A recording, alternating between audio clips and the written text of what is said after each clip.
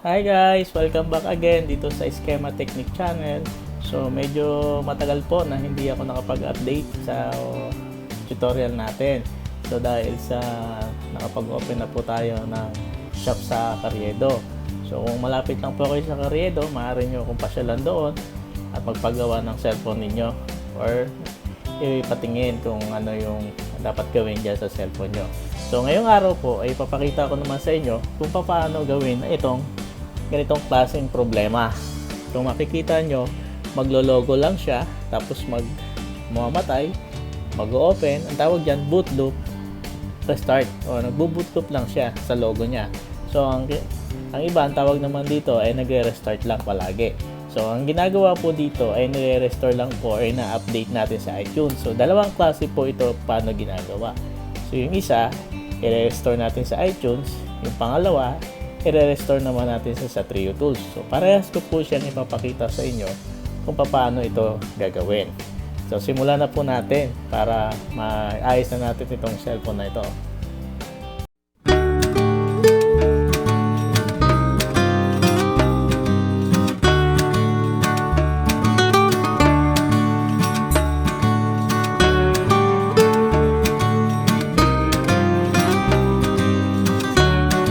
Restore.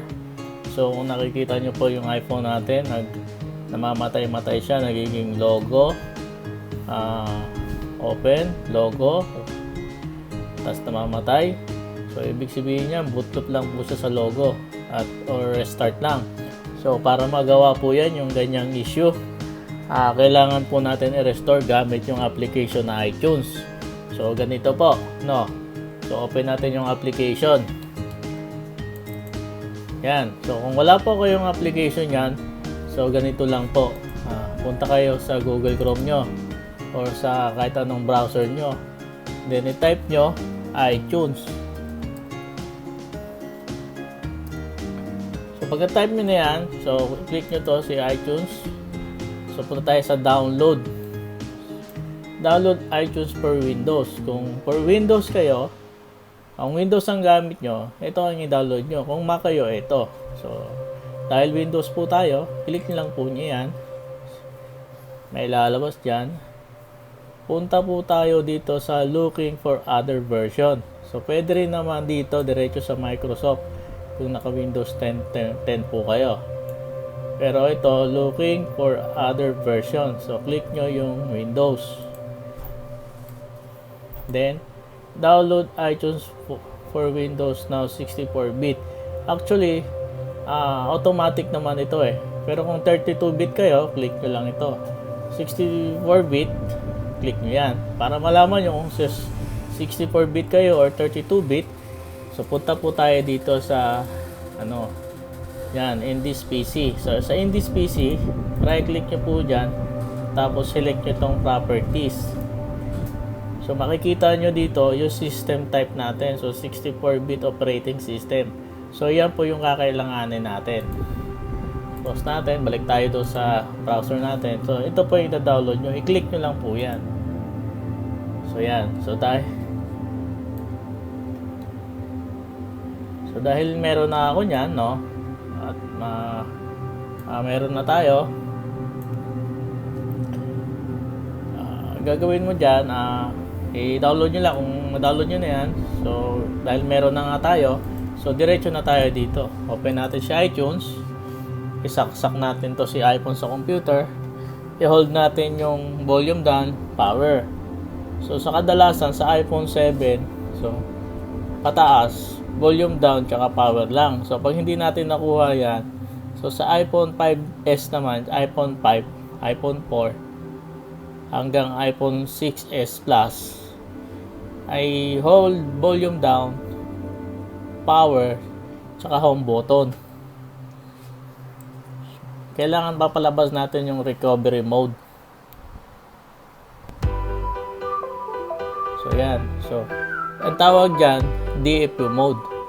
So wala po siyang display, pero mayroong isang klase naman yung recovery mode. Ulitin natin para makita nyo yung difference ng DFU mode. Ang DFU mode, black siya, connected siya. Ayan o, makikita nyo. iPhone 6s. So, connected. di ba? So, ngayon, ito yung tawag na DFU mode. Ibig sabihin nito, blank screen siya pero connected siya. So, yung recovery mode naman ganito. Ulitin natin ha. Hold natin yung press volume down. Tapos, home button, power.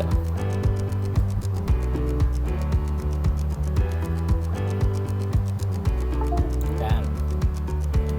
Power. Release nyo yan. Hawakan nyo yung volume down ko kayo. Ayan. So, yan po yung tawag na recovery mode. So, may option po dyan. Pwedeng update. Pag nag-update kayo, ang lalabas dyan, lahat ng software nyo dyan or data nyo, hindi yan mabubura. So, kapag sinelect nyo si restore, ang mangyayari dyan, lahat ng files nyo sa loob ay mabubura. So, restore po tayo. So, pag restore,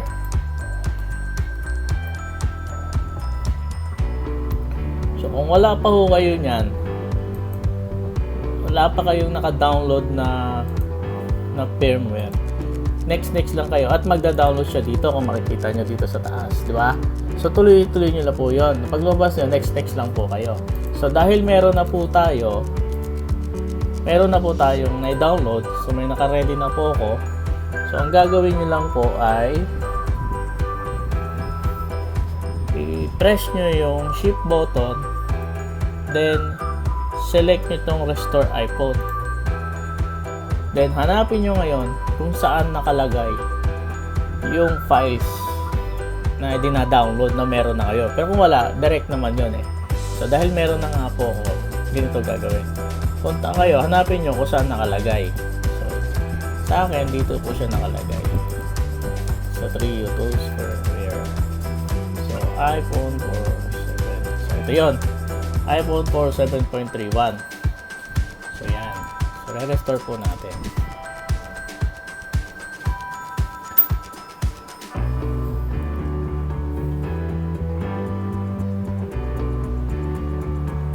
So, hayaan na lang po natin siya na matapos. Hindi na po natin siya hawakan. So, kung nakikita ninyo, ganyan na lang po yan. Hanggang sa matapos yung pagre-restore natin.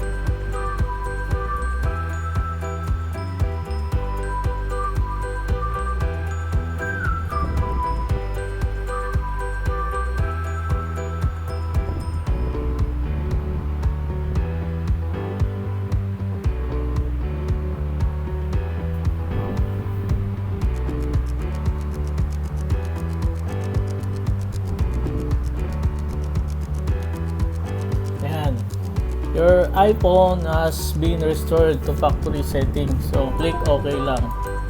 So, makikita nyo, magre-reboot na po yan. So, kanina, namamatay-matay siya, di ba? Magtingnan nyo. Obserbahan nyo po yung iPhone natin. So, yan. So, kanina, magre-reboot siya. So, yan. Hintayin natin na mag-loading.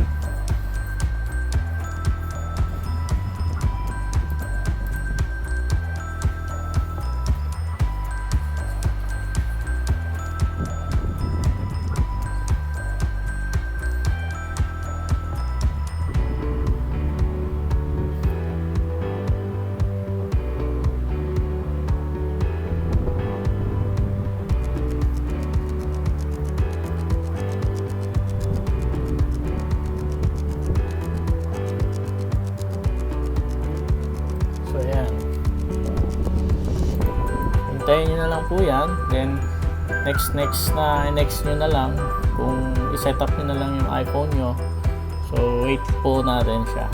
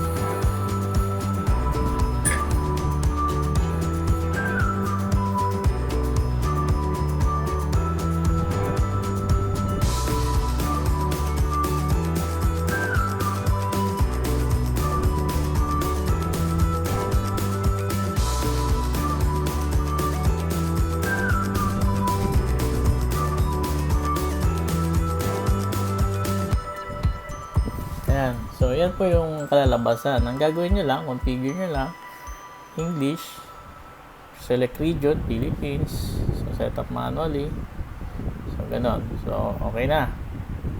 So, ngayon, tuloy-tuloy nyo lang po yun yung setup nya.